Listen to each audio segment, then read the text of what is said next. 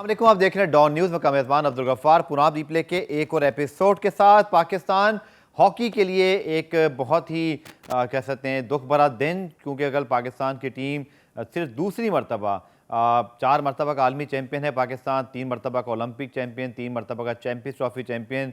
लेकिन Asia cup hockey में पाकिस्तान की टीम जापान से भी हार गई, बहुत मौके मिले, कुछ ब्लंडर्स भी हुए, लेकिन भारत जिनकी बी टीम मौजूद थी और आप देखिए उनके खेल का स्टैंडर्ड के 15 गोल से जीतना था पर 16 गोल से जीत कर दिखाया उन्होंने, और बड़े फ़ख्री अंदाज से जो है वो अब सुपर 4 में मौजूद हैं। पाकिस्तान का सफ़र एशिया कप में भी इख्तिताम पजीर हुआ, पाकिस्तान का सफ़र वर्ल्ड कप में भी शुरू होने से पहले ख़त्म हो गया। यानी 2023 में भारत में जब तमाम दुनिया की टीमें इन एक्शन होंगी तो 4 मरतबा का आलमी चैंपियन पाकिस्तान मौजूद नहीं होगा। इस बारे में बात करेंगे, बहुत सीरियस टॉपिक है क्योंकि पाकिस्तान का कौमी खेल है हॉकी। 4 मरतबा के हम चैंपियन, 3 मरतबा ओलंपिक, 3 मरतबा चैंपियंस ट्रॉफी। क्या हमारी हॉकी बस अब इसी स्टेज पर रहेगी? कोई बेहतरी के आसार हो सकते हैं? कौन रिस्पॉन्सिबल है, कौन जिम्मेदारी लेगा इस शिकस्त की और इस वर्ल्ड कप की मिसिंग की? इस हवाले से बात करेंगे। पाकिस्तान के साबिक हॉकी कप्तान और इसके साथ ओलंपियन मायानाज नाम है और दुनिया हॉकी का इस्लाहुद्दीन साहब हमारे साथ मौजूद होंगे। इस्लाह साहब, बहुत शुक्रिया ज्वाइन करने के लिए। बताइएगा सर कि बहुत ज़्यादा दुख की बात है कि 4 मरतबा के हम आलमी चैंपियन हैं, वर्ल्ड कप में क्वालिफाई भी नहीं कर सके, और भारत की टीम जो बी टीम थी और करेक्टर देखिए उनका सर कि 15 गोल से जीतना, 16 गोल से जीत के दिखाया, यानी कि वो किस स्टैंडर्ड पे पहुंच गए हैं। और कौन जिम्मेदार है सर इस वर्ल्ड कप की जो अदम शिरकत है पाकिस्तान को, और इसको पाकिस्तान हॉकी को कितना नुकसान उठाना पड़ेगा? गफ़ार, मैं आपको एक बात बताऊं कि देखिए ये तो बहुत ही अफसोस की बात है। मुझे तो खैर बहुत ज़्यादा दुख है, और जितना दुख मुझे है इसी तरह सारी कौम को भी दुख है, क्योंकि पाकिस्तान की टीम जो वर्ल्ड कप खेली है वो आखिरी 2010 में खेली थी। 3 वर्ल्ड कप में पाकिस्तान बाहर हुआ है। ये वो वर्ल्ड कप है जब 1971 में हम बार्सिलोना गए थे, तो वहाँ से हम जीत कर आए थे, और इस वर्ल्ड कप को पाकिस्तान आर्मी ने गोल्ड और सिल्वर से बनाया हुआ है। तो इससे हमारी बड़ी यादें जो हैं वो जुड़ी हुई हैं। और जैसा आपने बताया अभी प्रोग्राम में कि 4 दफ़ा हम जीते हैं वर्ल्ड कप, 3 दफ़ा ओलंपिक्स, 3 दफ़ा चैंपियंस ट्रॉफी, 8 दफ़ा एशियन गेम्स, 4 दफ़ा एशिया कप। मैं ये समझता हूँ कि पाकिस्तान का सारी दुनिया में तूती बोलता था। अब ये वक्त आ गया है कि मुझे तो बड़े अफसोस से कहना पड़ता है कि इस वक्त हम 18वें नंबर पर हैं, और उन टीमों से हम हार रहे हैं जिनको हम 10-10, 12-12 गोल उनके घरों में जाके जीत कर आते थे। जैसे जापान था, कभी नहीं हारे थे जब तक हम लोग खेलते रहे। कोरिया है, कभी नहीं हारे। मलेशिया है, कभी नहीं हारे। और 8-8, 10-10 गोल से जाके उनके घरों में या एशियन गेम्स में या जहाँ भी मुकाबले होते थे हम लोग जीतते थे। खैर वो तो अब आप उसको भूल जाएँ, उस बात को हम बात करते हैं कि अब क्या हुआ। अफसोस की बात यह है कि 4 टीमों ने क्वालिफाई करना था, 4 टीमों में हम नहीं आ सके। एक भारत की टीम ऐसी थी जो एज ए होस्ट, क्योंकि वर्ल्ड कप उनके मुल्क में हो रहा है तो वो एज ए होस्ट भी क्वालिफाई कर रहे थे। लेकिन आप ये देखें कि उन्होंने बिल्कुल कैलकुलेटिव गेम खेला है। पाकिस्तान और इंडिया का जो मैच है बराबर हुआ 1-1 गोल से। उसके बाद पाकिस्तान ने 13 गोल किए, बड़ी खुशाइंद बात थी। लेकिन वो एक्सपेक्ट नहीं कर रहे थे कि 13 गोल करने के बाद जो है 16 गोल वो कर देंगे। हॉकी में तो और फुटबॉल में एक्सपेक्ट करना चाहिए कि अगर हम कर सकते हैं तो दूसरा भी कर सकता है। हाँ, वो एक अजीब बात थी, वो एक अलहदा बात है कि ये गोल ना करते और हम पाकिस्तान की टीम जो है वो गोल एवरेज पे ऊपर आ जाती, या ये कि अगर ड्रॉ भी खेल लेते तब भी पाकिस्तान के जो है ना वो 5 पॉइंट हो जाते, फिर उस 16-17 की ज़रूरत ही नहीं पड़ती। मगर ऐसा कुछ नहीं हुआ। मैं समझता हूँ कि जहाँ तक ज़ाहिर है खिलाड़ियों ने मेहनत की है, कोई भी टीम हारने के लिए नहीं जाती, और उन्होंने पूरी मेहनत की है। और जो टीम यहाँ से बन के गई है वो यकीनन मैं समझता हूँ जूनियर और सीनियर का जो भी मिलाप होगा वो बेस्ट अवेलेबल प्लेयर्स में से टीम बन के गई होगी, उससे बेहतर हो नहीं सकती। तो एक चीज़ तो ये सामने आई कि हम अपने बेस्ट को ले जाकर भी जो है हम क्वालिफाई नहीं कर सके। तो हमें बैठना पड़ेगा सर जोड़ के कि आखिर ऐसी क्या वजूहात हैं कि जो हम 4 में नहीं आ रहे एशिया के अंदर। ये तो बहुत ही ख़तरनाक बात है कि हम 4 में भी क्वालिफाई नहीं कर रहे हैं। 4 टीमें तो एशिया की बहुत होती हैं, जबकि पाकिस्तान हमेशा 1-2 में रहा है। आप पिछले 70-75 साल की हिस्ट्री उठा के देख लें जी, हमसे हमारे वक्त की देख लें, हमसे पहले की भी देख लें, तो मैं ये कहूँगा कि ये जो है ना ये बहुत अलार्मिंग है। और इनको जब इन्होंने अभी दौरा किया था ना यूरोप का, मुझे नहीं मालूम, जो मैंने अखबारात और टीवी में सुना और पढ़ा है कि जो इन्होंने ममालिक सेलेक्ट किए वो तो बहुत अच्छे थे, जिसमें हॉलैंड, स्पेन और बेल्जियम। लेकिन सुना ये खबर ये कि वहाँ के अगर ये डेवलपमेंट स्क्वाड से मैचेस खेले हैं तो जो टीमों के साथ ये ट्रेनिंग करने के लिए गए थे वो इनको प्रॉपर ट्रेनिंग नहीं मिली। अगर ये उन नेशनल टीम के खिलाफ खेलते तो इनको ज़्यादा फ़ायदा होता। अब अगर आप कमज़ोर टीमों से खेल कर आए हो तो फ़ायदा तो आपको इतना हुआ कि आप जाके बाहर जाके खेल कर आ गए, थोड़े अपने घर से बाहर निकले, लेकिन जो स्टैंडर्ड आपको मिला वो नहीं मिला। इनसे बेहतर आपको स्टैंडर्ड नहीं मिला। अगर इनसे बेहतर आपको स्टैंडर्ड मिलता तो मैं वसूख से ही बात कह सकता हूँ कि पाकिस्तान की टीम फर्स्ट 4 में क्या फर्स्ट सेकंड में आती। ठीक है। अब तो आप बाहर हो गए, वर्ल्ड कप से बाहर हो गए। खाली इस हार का नुकसान इस एशिया कप तक नहीं रहा। इस हार का जो नुकसान हुआ है वो ये हुआ कि हम वर्ल्ड कप से फिर बाहर हो गए, यानी फिर से मतलब ये कि तीसरी दफ़ा बाहर हो गए। तो ऐसा क्यों है कि हम क्वालिफाई भी नहीं कर पा रहे हैं? वो टीम जो पहली और दूसरी पे हमेशा विक्ट्री स्टैंड पे रहती थी जी, कौम की उम्मीदों पर पूरा उतरती थी, और अब वो नहीं हो रही है। ऐसा तो कहीं ना कहीं खामी है। लोग कहते हैं जी गोरे बहुत अच्छे हो गए, मैं इस बात को बिल्कुल नहीं मानता कि गोरे अच्छे नहीं हुए, हम खराब हो गए। ठीक है। इस्लाम भाई, कल के मैच की अगर बात करें कतर कलामी, तो हमने एक मौका ये भी ज़ाया किया कि जब 3-2 से मैच, अब ये बड़ी माइक्रो सी बात है, सारी बात है, बहुत ज़्यादा बड़े अवामिल इसके पीछे मौजूद हैं, लेकिन कल के मैच में जो चीज़ हुई वो बड़ी हद तक समझ करती है कि हम कहाँ स्टैंड करते हैं हॉकी में, या हमारा क्या स्किल लेवल है, या हमारी मैनेजमेंट की क्या सलाहियतें हैं। कि जब 3-2 पे ये मैच था, पता है हमें कि ये वर्ल्ड कप क्वालिफिकेशन है, हमारी आंखें खुली होनी चाहिए थी, हम बड़े चौकन्ना होते, और आप जब तीसरा गोल करते हैं तो आपके 12 खिलाड़ी ग्राउंड में मौजूद होते हैं, आपका कप्तान बाद में येलो कार्ड होता है। ऐसा तो मैंने तो बहुत ही अरसे बाद सुना है, आपने तो बड़ी पूरी ज़िंदगी हॉकी खेली है, कवर की है, बहुत ही कम ऐसा हुआ है। तो क्या हम अब इस चीज़ों को भी नहीं देख पाएंगे? गफ्फार, मुझे तो ये वाक़या हो गया, मुझे अभी तक यकीन करें, यकीन ही नहीं आ रहा कि ऐसा भी हो सकता है इंटरनेशनल मैचेस में। ये तो प्रैक्टिस मैचेस में नहीं होता है कि कोई 12 लड़के खेल रहे हो और उधर से 11 लड़के खेल रहे हो। पहली बात तो ये कि 12 लड़के अंदर कैसे गए? अगर कोई लड़का अंदर गया था तो जो जिसका सब्स्टिट्यूट था वो लड़का बाहर क्यों नहीं आया? पहली बात। दूसरा ये कि उसको अंदर उस वक्त तक जाते ही नहीं है, वो जब सेंटर लाइन पे आके हाथ मिलाता है और उसके बाद अंदर जाता है। ये अंदर कैसे चला गया? 12 कैसे खेलते रहे? पाकिस्तान की मैनेजमेंट को देखिए ना, मैनेजमेंट जो होती है वही लड़के अंदर बाहर कर रही होती है, और सब्स्टिट्यूट जो है ना, यानी ये जो सब्स्टिट्यूट होते हैं, या कोई भी लड़का किसी भी वक्त अंदर जा सकता है, ठीक है। तो अब अगर जा रहा है तो ये तो बहुत बड़ी, यानी इतनी बड़ी ब्लंडर है कि मैं आप सोच भी नहीं सकता कि 12 ख्वाजा जुनैद साहब कोई 10-12 साल से हॉकी फेडरेशन के साथ हैं मुख्तलिफ ओहदों पर। सिगफ्राइड एक्मैन जापान को भी मेडल जितवा के रहे हैं, क्या इतने सीनियर लोग भी इस चीज़ को कंट्रोल नहीं कर सके थे? और मुझे दुख इस बात का है कि आप बहुत नैरो मार्जिन से बाहर हो गए। नहीं, ख्वाजा जुनैद तो चलो ठीक है मेरे, मगर मैं साथ में ये भी कहूँगा कि उनके साथ तो 4-5 लोग और भी थे जो गोरे थे, जो गोरे आए हुए हैं, जो गोरे रखे हुए हैं। वो किस लिए थे? वो जो कोच, हेड कोच है, वो किस लिए था? जिम्मेदारी तो उनकी मैनेजमेंट की है कि भाई ये बंदा अंदर गया कैसे। और फिर देखिए 2 नुकसान हुए कि एक तो आप मतलब इतनी बड़ी ब्लंडर कि आप उसमें गोल किया और वो गोल आपके खिलाफ डिसअलाउ हो गया, प्लस ये कि आपके कप्तान को येलो कार्ड हो गया, यानी आपको उन्होंने रियलाइज़ कराया, इस्टेब्लिश किया आपकी गलती को। ऐसे नहीं कि आपके कप्तान को भी बाहर निकाला, फिर आप 5 मिनट या 10 मिनट जो है वो आप 10 लड़कों से खेलते रहे, तो पूरी टीम जो है वो अंडर प्रेशर रही, और एक पैनिक हो गया होगा कि ये हुआ क्या है। कोई कह रहा होगा एम्पायर ने गोल नहीं दिया, कोई कह रहा है ज्यूरी ने दिया, अजीब से सिचुएशन होगी। बाद में पता लगा होगा ये तो 12 अंदर थे। अबे 12 अंदर कैसे थे? हमने तो कभी सोच भी नहीं सकते कि 12 लड़के अंदर हो सकते हैं, और इतना बड़ा नुकसान एक छोटी सी गलती से, हिमाकत से।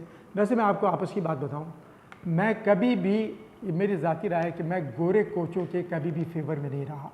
पाकिस्तान को गोरा कोच कभी भी नहीं जिता सकता, सिवाय एक दफ़ा के 94 में जब वर्ल्ड कप जीते थे, वो भी गोरा कोच जो था हिरोशिमा, वो 1 महीने पहले छोड़ के जा चुका था, उसको ज़बरदस्ती रोका हुआ था। मैं खुद ऑस्ट्रेलिया में था, पाकिस्तान वेटरन्स लेके गया हुआ था, और हम वर्ल्ड कप जीते थे वहाँ, जब पाकिस्तान की वर्ल्ड कप जीता था। तो गोरे से आप देखेंगे क्या फ़ायदा हुआ? गोरे का नुकसान हुआ। गोरे से कभी भी कोई फ़ायदा नहीं हुआ है। मैं आज भी आपको कहता हूँ, मैं 10 नाम आपको देता हूँ, बल्कि मैं फेडरेशन से, आपके प्रोग्राम से ये रिक्वेस्ट करूँगा कि सबसे पहले तो गोरों को फारिग कर दें, मेहरबानी करके, अगर आप पाकिस्तान हॉकी टीम को वापस लाना चाहते हैं। ये मैं फेडरेशन से कहूँगा कि उनको पहली फुर्सत में, आपके देसी, आपके काले, उनसे बेहतर कोच हैं। बल्कि मैं तो यहाँ तक कहूँगा कि पाकिस्तान को 3 टीमों में कभी गोरा कोच नहीं होना चाहिए। क्रिकेट, स्क्वाश, हॉकी, इन तीनों में इतने बड़े बड़े नाम हैं और इतने बड़े बड़े खिलाड़ी हैं। स्क्वाश में जहांगीर खान, जानशेर, कमर जमान, क्या इनके होते हुए कोई स्क्वाश का खिलाड़ी पाकिस्तान को कोच कर सकता है? Cricket, you name it, Asif Iqbal, Majid, Mushtaq, Wasim, Shahid Afridi, Javed Miandad, Zaheer Abbas, Moin Khan, you name it, मतलब इतने सारे नेम हैं, वक़ार यूनुस, यूनुस खान, कितने नाम बताऊँ आपको मैं, ये सारे के सारे, रमीज़ राजा इंक्लूडिंग, ये ऐसे, इमरान खान, सारे लोग ऐसे हैं कि जो पाकिस्तान की टीम को कोई ज़रूरत नहीं। हाँ, जो आप गोरे को पैकेज देते हो ना, वही काले को भी दो, इस देशी को वही पैकेज दो, और अकाउंटेबिलिटी होनी चाहिए। मैं देखता हूँ कैसे कुछ नहीं करते। इसी तरह हॉकी में तो बेतहाशा नाम है।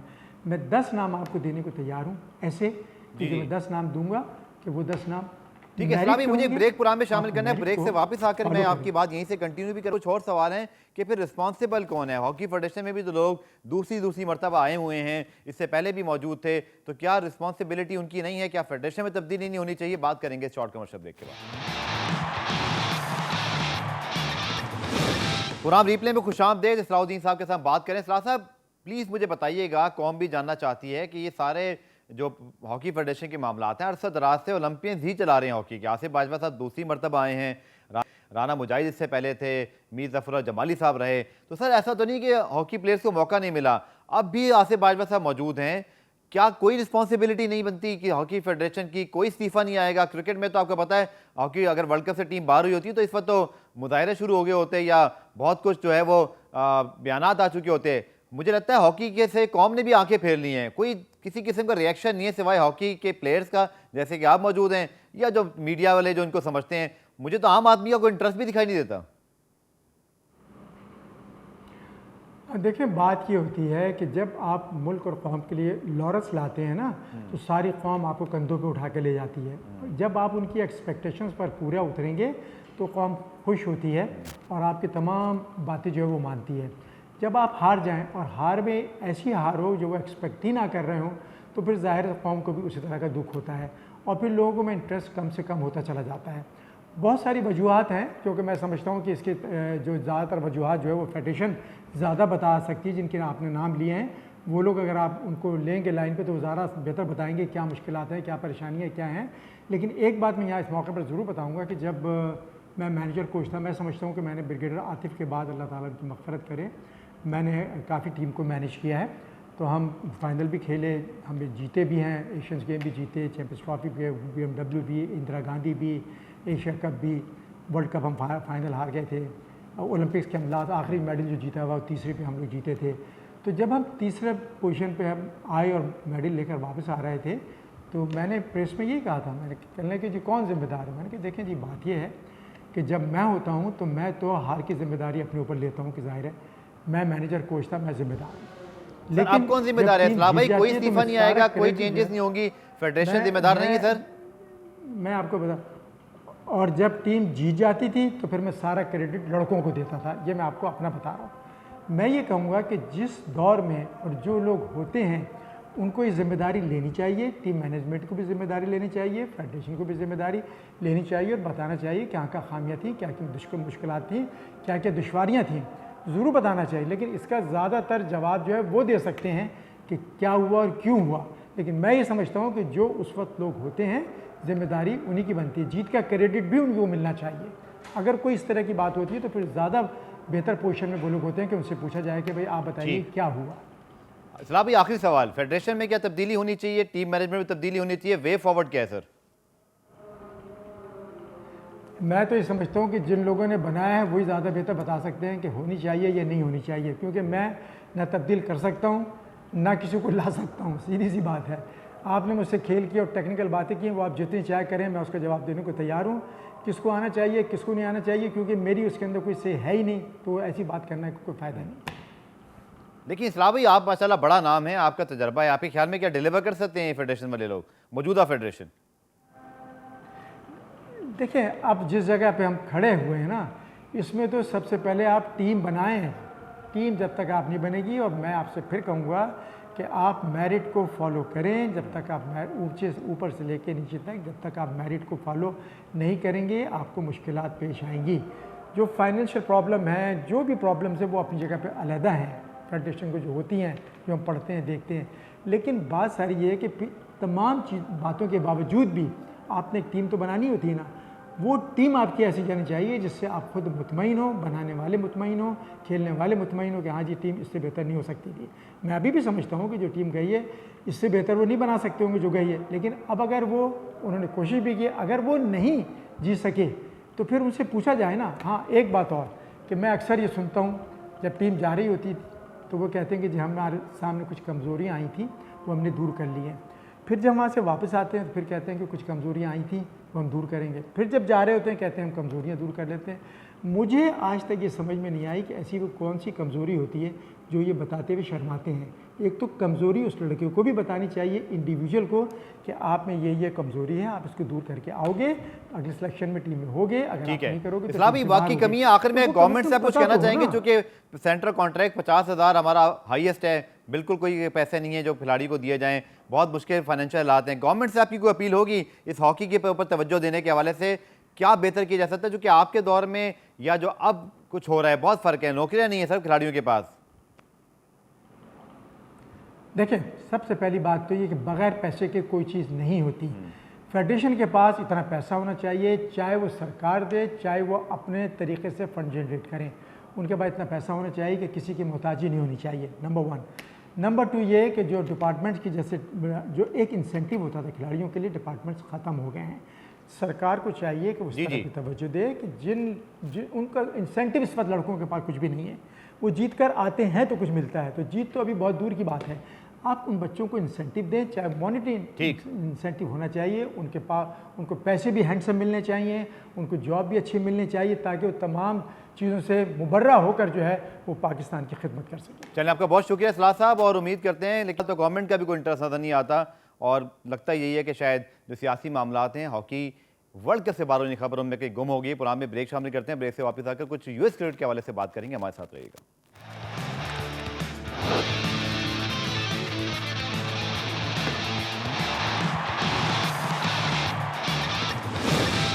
पुराम रिप्ले में खुशामदेद। हॉकी की बात करते हैं क्रिकेट की, और क्रिकेट में पाकिस्तान न सिर्फ पाकिस्तान की हद तक एक बहुत बड़े ऑब्वियसली हम ब्रांड हैं, हमारी टीम बहुत अच्छा खेलती है, लेकिन अब बहुत सारे पाकिस्तानी हैं जो दुनिया भर में जहां क्रिकेट हो रही है वहां पर भी बड़ा कलीदी किरदार अदा कर रहे हैं। एक ऐसे ही पाकिस्तानी बिजनेसमैन और क्रिकेट ऑर्गेनाइजर तनवीर अहमद साहब, जो कि अमेरिका में बेस्ड हैं, सियालकोट से इनका ताल्लुक है, ह्यूस्टन ग्राउंड वहाँ मौजूद है, उसको ऑन करते हैं। इसी तरह बहुत सारी चीज़ें वहाँ पर हो रही हैं। बहुत शुक्रिया तनवीर साहब ज्वाइन करने के लिए। पहले तो मैं आपसे पूछना चाहूँगा, कुछ दिनों पहले अचानक से अमेरिका जो है वो पाकिस्तानी क्रिकेटर्स के लिए भी बड़ा दिलचस्पी का बायस बना। हमने देखा कि समी असलम और हमाद आजम और फिर जो रमीज़ आज़म जूनियर हैं वो भी वहाँ पर गए। क्या वजह है सर वहाँ पे एग्जैक्टली इस वक्त क्रिकेट की क्या सिचुएशन है? क्योंकि आईसीसी भी अब वहाँ बड़ा फोकस कर रहा है कि बहुत बड़ी एक मार्केट है और फिर वहाँ पे मैचेस भी फ्यूचर में रखे गए हैं। सर, सबसे पहले देखिए, अगर ये क्रिकेट जो है ना अमेरिका में पिछले तकरीबन 100 साल से खेली जा रही है, ये कोई अभी नई नहीं इंट्रोड्यूस हुई, लेकिन हुआ यही है कि जब ज़्यादा कम्युनिटी हमारी उधर गई है, पाकिस्तानी है, इंडियंस हैं, तो जैसे जैसे कम्युनिटी उधर बढ़ती गई तो इंटरेस्ट जो है ना ज़्यादा डेवलप होता रहा। अब अमेरिका जो है ना वो दुनिया की अगर देखा जाए हर लिहाज से सबसे बड़ी मार्केट है, तो आईसीसी का जो पिछले 3-4 साल से ना काफ़ी इंटरेस्ट रहा है कि हम किस तरीके से अमेरिका की मार्केट को टैप किया जाए। प्लान यही हो रहा है कि किस तरीके से अगर हम इंडियन प्रीमियर लीग के बाद अगर कोई लीग ज़्यादा बड़ी बनती है पीएसएल के बाद, तो वो इंशाल्लाह वो अमेरिकन जो मेजर लीग क्रिकेट है वही होगी। तो इस सिलसिले में काफ़ी कोशिश। जी सर, ये इसी लीग के हवाले से मेरा सवाल था, माफ़ कीजिएगा, तो वो बताइएगा, चूँकि अगले साल ये प्लान है, इसमें बहुत सारे जो है वो इंटरनेशनल फ्रेंचाइज ओनर्स हैं, उनके हवाले से भी खबरें आ रही हैं, आपका की ताल्लुक भी ह्यूस्टन से है, कुछ बताइएगा इस लीग के हवाले से, कब ये स्टेज हो रही है, पाकिस्तानी प्लेयर्स भी क्या होंगे, और फिर सबसे बड़ी बात कि जो इंटरनेशनल फ्रेंचाइज ओनर्स हैं उनका इसमें दिलचस्पी जो है वो बड़ा एक अहम नुक्ता है। सर, पिछले 3-4 सालों से एक्चुअली मैंने काफ़ी कोशिश की थी, जो पाकिस्तान जो पीएसएल के जो फ्रेंचाइज ओनर्स हैं उनसे भी काफ़ी सालों से रब्ता किया कि किस तरीके से हम जो है ना इवन पीएसएल को लेके ग्लोबल ब्रांड बना सके। अब इंडियन प्रीमियर लीग ने ना वही किया है कि उन्होंने ना एक ग्लोबल ब्रांड बनाना शुरू कर दिया। जिस तरह के शाहरुख खान है, उनकी कोलकाता नाइट राइडर्स है वो वेस्ट इंडीज़ में चले गए हैं, राजस्थान रॉयल्स है वो वेस्ट इंडीज़ में चले गए हैं। इसी तरीके से ये सारी की सारी जो टीमें हैं ना वो कोशिश कर रही हैं अब किस तरीके से हम अमेरिका में आ सके। इसी चीज़ को लेते हुए जो Kolkata Knight Riders own by Shahrukh Khan है वो उन्होंने लॉस एंजलिस में अपना क़याम रखा है, वहाँ से अपनी टीम शुरू करेंगे। इसके अलावा 2-3 टीमें जो है ना वो और भी कोशिश कर रही हैं, लेकिन मेरी कोशिश ये है कि किस तरीके से हम पाकिस्तान का एक नाम लेके चलें। मी बीइंग ए पाकिस्तानी, मेरी तो कोशिश यही होगी कि हम किस तरीके से एक ऐसी टीम लेके जाएं, चाहे वो लाहौर कलंदर्स है, कराची किंग्स है, कोई भी है, मुल्तान सुल्तान है, कि वहाँ पे लेके जाएं ताकि पाकिस्तान का नाम हो सके और इन 6-7 लीग्स में जो है ना पाकिस्तान भी एक ग्लोबल ब्रांड बन के ना सामने आ सके। ह्यूस्टन में जहाँ आप रहते हैं सर, वहाँ पे जो क्रिकेट ग्राउंड है उसको अब ओन भी करते हैं और हमने देखा कि वहाँ पाकिस्तानी प्लेयर्स भी आकर खेलते रहे हैं। क्या लगता है आपको सर वहाँ पे जो, बल्कि मुझे याद है शेन वॉर्न जो कि मरहूम अभी कुछ अर्से पहले उनका अचानक इंतकाल हुआ, वो बहुत बड़ी क्रिकेट एक्टिविटी वहाँ करा कर गए थे, जहाँ Wasim Akram, Sachin Tendulkar, Saqlain Mushtaq, you name it, बड़े बड़े स्टार्स आए थे। सिलसिला फिर थोड़ा रुक गया। क्या लगता है आपको कि ये चीज़ किस तरह आगे बढ़ेगी और ये जो मेजर क्रिकेट लीग है ये कितना बड़ा जो है वो एक ब्रेक थ्रू होगा यूएस क्रिकेट के लिए, और फिर ऑब्वियसली अगर पाकिस्तान उसमें इन्वॉल्व होता है? Sir, I am glad that you asked this question. ये वाकई एक सिलसिला रुक गया था और उसकी सबसे बड़ी वजह यह है कि वहाँ पे जो फैसिलिटीज़ इतनी नहीं है। कोई भी अगर कंट्री में अगर एक फैसिलिटीज़ इतनी नहीं है तो आप कोई भी स्पोर्ट्स है उसको आगे लेकर डेवलप नहीं कर सकते।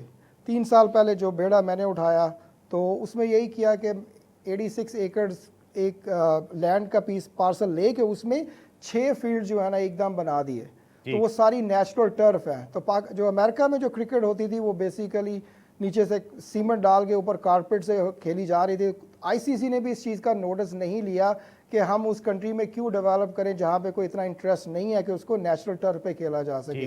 सो once I took the initiative and I started building this large cricket complex, तो ICC all of the sudden they came in, they started looking at it, और रिजल्ट इसका ये है कि इंशाल्लाह जो 2024 में T20 का वर्ल्ड कप हो रहा है उसमें ऑलमोस्ट 35% गेम्स जो है ना वो यूएसए में मुनक्किद होंगी। इसी वजह से जो है ना वो यूएस की टीम को भी ऑटोमेटिकली जो वर्ल्ड कप है उसमें एंट्री मिल गई। So this is the first step towards building the future of cricket in USA. ठीक है, पुरानी ब्रेक शामिल करते हैं, ब्रेक से मजीद इस हवाले से बात करेंगे, हमारे साथ रहिएगा। पुरान रिप्ले में खुशामदीद, और बात कर रहे हैं हम कुछ पाकिस्तान यूएस क्रिकेट के हवाले से, और तनवीर अहमद साहब मौजूद है। तनवीर साहब, आपकी मुलाकात हुई थी पाकिस्तान के जो सदर मुमलिकत हैं आरिफ अलवी साहब, उसकी भी कुछ तफसीलात बताइएगा, किन अमूर पर बात हुई, और दूसरा जैसा आप बात करें मेजर क्रिकेट लीग की, तो क्या पाकिस्तानी प्लेयर्स भी उसमें शरीक होंगे?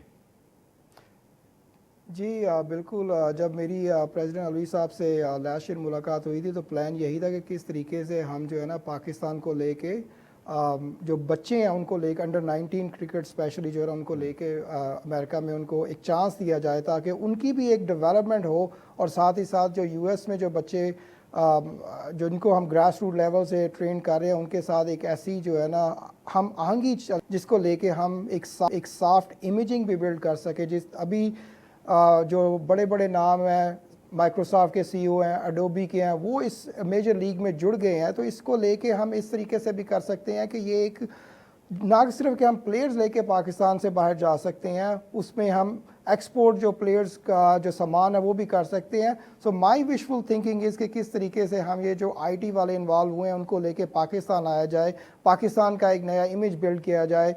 जो भी हमारे मुल्क में अभी तक आईटी को लेके कोशिशें हुई हैं, इस तरीके को लेके हम आईटी वालों को पाकिस्तान में ला सकते हैं ताकि हम जो एक ह्यूमन रिसोर्सेज है ना वो भी डेवलप कर सके। So it's not only about the cricket that I am trying to promote basically कि हम पाकिस्तान को कैसे वहाँ पे लेके जा सकते हैं। सर, आखिर में कुछ इसके शेड्यूल और फिर जो ड्राफ्ट या जो बाकी जो प्लेयर्स हैं, क्या पाकिस्तान के अलावा दुनिया भर से क्या इस वक्त पाइपलाइन में चीज़ें हैं जो आप लोग देख रहे हैं? जी सर, अभी जो हमारा ओरिजिनल प्लान है वो यही है कि हम इंशाल्लाह नेक्स्ट ईयर जून 2023 में इसको लॉन्च करेंगे। तो जिस तरीके से पीएसएल का एक फॉर्मेट है वही फॉर्मेट ऑलमोस्ट होगा जो कि मेजर लीग में पाकिस्तान से जो है ना वो सबसे बड़ी खुशाइंद बात यह है कि Pakistan is an open country where Pakistan allows all the players to go internationally and play there. तो पाकिस्तान के लिए बड़ी खुशाइंद बात है कि प्लेयर्स हम लेके जा सकेंगे। मेरी तो ख्वाहिश यही होगी कि जितने ज़्यादा से ज़्यादा प्लेयर्स यहाँ से जाएं और हमारी टीम में खेलें और अच्छी परफॉर्मेंस दें। चलिए, बहुत बहुत शुक्रिया तनवीर साहब। और जो प्रोग्राम में आखिर में शामिल शावर ज़ल्मी और उनकी फाउंडेशन पैगाम पाकिस्तान की एक्टिविटी एक्टिविटी जनाब बन्नू क्रिकेट स्टेडियम में, जहाँ पर जो ट्रायल्स हैं उनका एहतमाम किया गया और जो बच्चे हैं उनको मौके दिए गए। शॉर्ट लिस्ट किए गए थे तकरीबन 86 क्रिकेटर्स, उसके बाद उनको अब नेक्स्ट मरहले में जो है वो मौका दिया जाएगा। तो पेशावर ज़ल्मी की एक्टिविटीज़ का सिलसिला शुरू हो गया PSL 8 से पहले, और मज़ीद एक्टिविटीज़ भी इसी तरह वो कह रहे हैं जारी रखेंगे। प्रोग्राम में आज के लिए इतना ही, कल दोबारा से मुलाकात होगी, तब तक के लिए अल्लाह हाफिज़।